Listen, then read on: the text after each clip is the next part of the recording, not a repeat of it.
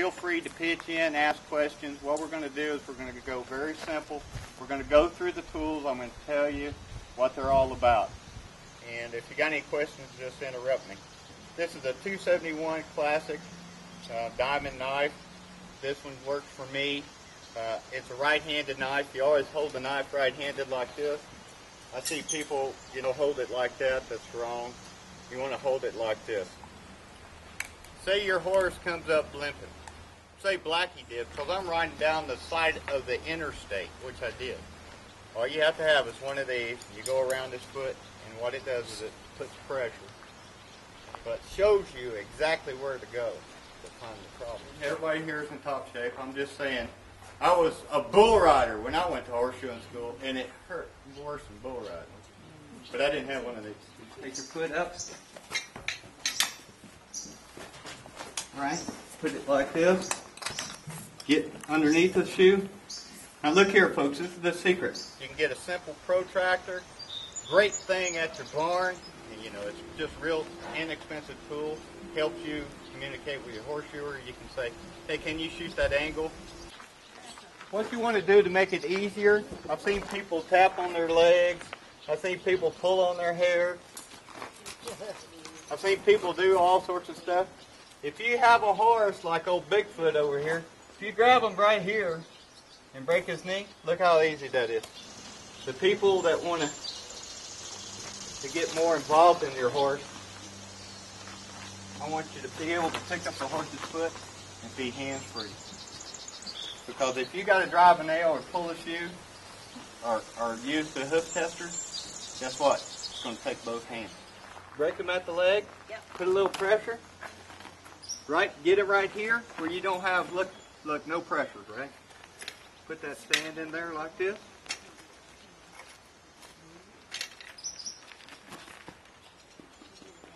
Bang. Can everybody see how horseshoeing gets tied in with horse training?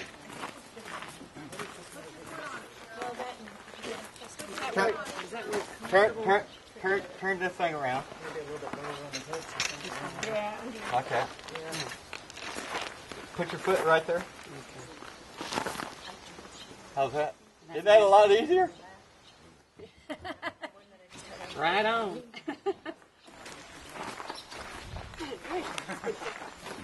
Grab them up here at the toe. Okay. You always grab it at the toe. That way you have more leverage. Bring them up here. Needs to be out back a little bit. Yeah. Like that. See? You always want to find the comfortable position, folks. You see how he's... Look, see, he's comfortable. If you find the uncomfortable position, you're going to be fighting him. Look at him. He kind of likes it. He likes that. Which foot is more rounded, the back or the front, and why? Okay, why? More weight. Weight. Distribute your weight. The That's back. exactly. More. You got 60% of the horse's weight. Just think in simple terms. Don't make everything so complicated. 60% of the horse's weight's in the front. The back feet are going to be one size smaller, and it's going to be more V'd. The perfect horse. Everybody knows what this part is, right? What is Frog. it? Frog. What's it do? What's it do? All right, the next thing I want everybody to look at is what's this called? Sole. Okay, what's that do? The only thing that holds this foot on is the Z and the Z fingers, like the national deficit, probably 9 trillion fingers. They're sensitive, non-sensitive. They bind like this. Anytime the horse gets sick or traumatized, everybody ever see rings? This one's got little rings. If you go to buy a horse and he's got massive, every time these things swell, you get fever rings. The more severe the injury, the bigger the void. Actually, I've seen crippled horses that got in wire cut.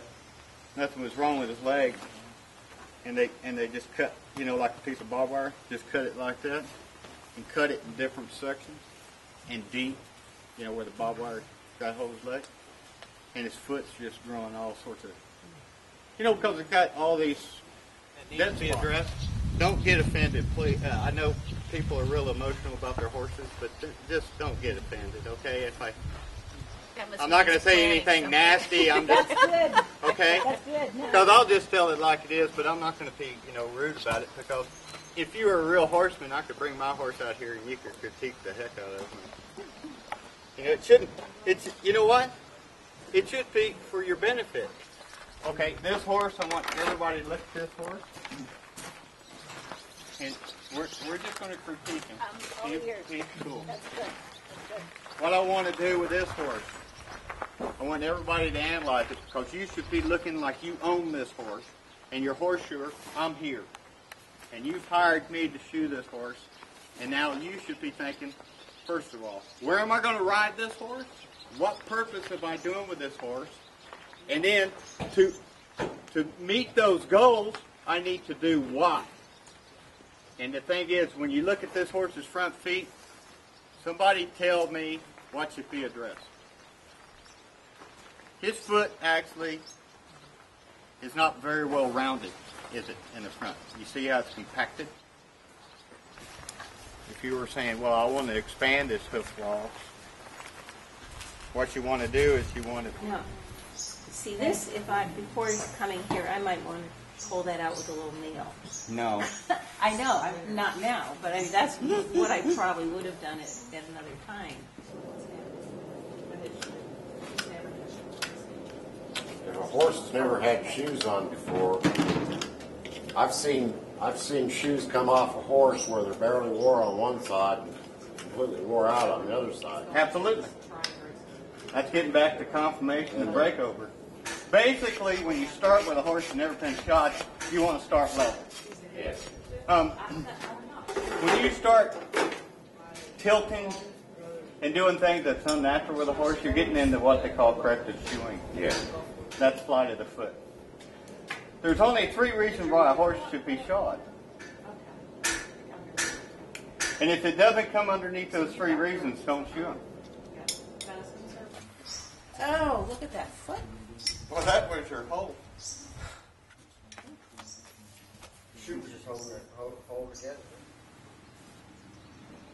What'd I tell you? What'd I tell you? You can probably see where something hit it right here. Is this And I mean, something even kicking it. that wave there? Yeah, that's a little inflammation, but that's nothing compared to what happened here. That's something different. Oh, yeah.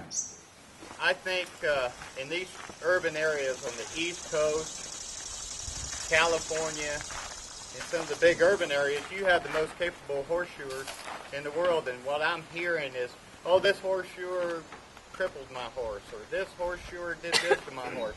A lot of the problem is the owner isn't been proactive enough. The horseshoer is not a horseback rider. And so you're not communicating. If a person was more proactive, like you guys are engaging with me, if you guys were up there having a big party and you said, Bill, going down there and shoe all those horses, and I got them all down here, I've got questions, I've got things, I get in a frame of mind, like all the flies that he's bothering, all I want to do is be left alone, get finished. And it's hard work. It is hard work. And it takes a lot of talent. But if you're working with him as a positive influence and going, hey, listen, I'm going to make it easier on you because I'm taking care of the thrush problem. I'm taking care of, you start taking a lot of pressure off of them. Behavior problems should be your responsibility. Hoof wall problems, thrush should be your responsibility. Here I pick up a horse's foot, I got contracted heel. My instinct is to say, give him some heel expansion, right? Oh my God, he's an outfitter. He's going up this mountain. Well, I just put heel expansion on him. You know how long that's going to take? Those shoes are going to come off in a matter of a week. He's going to be ticked off at me. So he should be communicating, hey, I'm going on some rough ride. I'm going into Cataloochee, or I'm going somewhere that, man, no, I mean to tell you.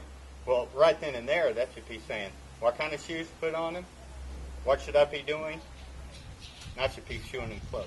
You follow what I'm saying?